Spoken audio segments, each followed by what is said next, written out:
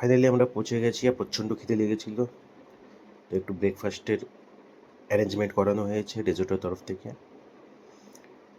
এই মশলা ধোসাটা আমার জন্য অর্ডার করেছি, পুরিটা ম্যাডামের জন্য, আর ছেলের জন্য ইডলি।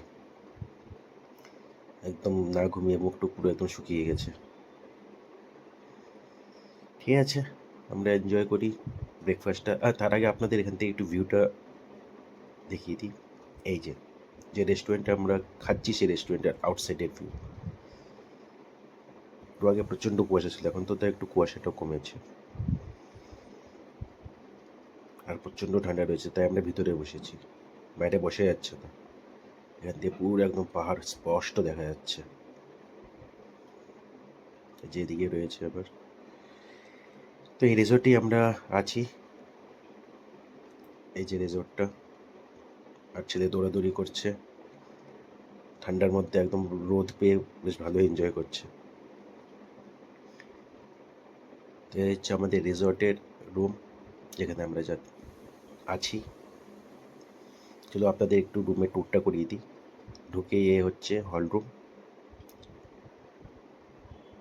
সোফা টোফা আছে, আর এদিকে রয়েছে বেডরুম, এদিকে রয়েছে একটা সেলফ মিরর, ইয়েস, আর এটা বোধহয় একটা কাবার্ড, আলমারি কাবার্ড মতো রয়েছে, আর এ হচ্ছে ওয়াশরুম। ঠিক আছে, আমরা ফ্রেশ হয়ে নিই, তারপর যখন বেরোবো তারপর আবার শেয়ার করছি। ওকে চলো, ফাইনালি বেরিয়ে পড়লাম ফ্রেশ হয়ে। এখন এই যে এখান থেকে পুরো ভিউটা দেখো, আমরা এখন পাহাড় থেকে নিচের দিকে নামছি। আর আগে এসেছি আমরা রেস্টুরেন্টে খেতে, কারণ ব্রেকফাস্টে অত আমাদের জমলো না, সাউথের ব্রেকফাস্ট ওটাই। ঠিক আছে, এই যে লাঞ্চ করে বেরিয়ে পড়লাম আমরা।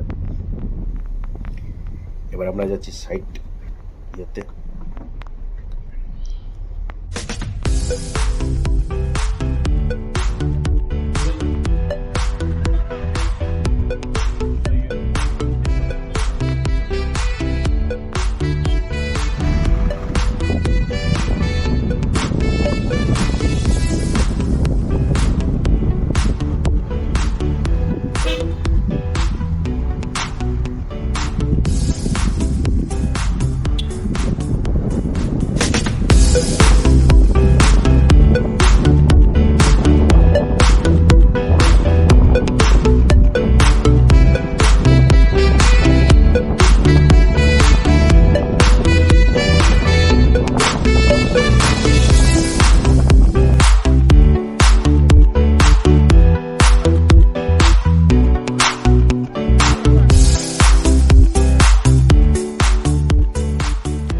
জাস্ট এখান থেকে ভিউটা একবার দেখুন, ওই একটা মাউন্ট ফল দেখা যাচ্ছে।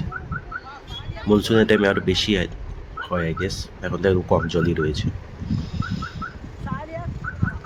আমরা রয়েছি একদম উপরে, তার থেকে একদম নিচের দিকে এর যে ভিউটা পুরো একদম ডাউন ভিউটা, আর দূরে পাহাড়। আর এগুলো হচ্ছে সব চায়ের বাগান, এই যে সব চায়ের গাছ এগুলো।